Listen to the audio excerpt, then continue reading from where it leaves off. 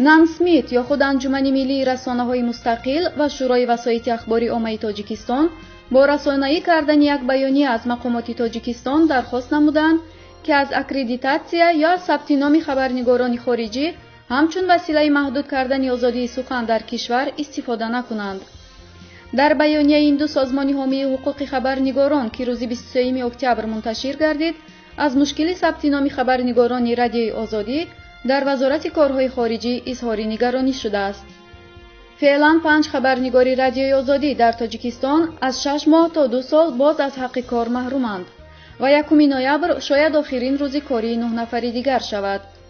وزارت امور خارجه تاجیکستان به نامه‌های پیوسته درباره دادن اجازه کار به خبرنگاران رادیوی آزادی پاسخ نداده است. این در حالی است که به گفته انجمن ملی رسانه‌های مستقل و شورای وسایط اخباری عامه تاجیکستان این وزارت وظیفه‌دار است به نامه‌ها در مدت تا 1 ماه پاسخ گوید. در هفته گذشته 2 نماینده کنگره آمریکا در نامه به پرزیدنت تاجیکستان گفته بودند ادامه یافتن چنین وضعیت احتمال به مناسبت‌های آمریکا و تاجیکستان آسیب رساند و به آبروی تاجیکستان لطمه زند.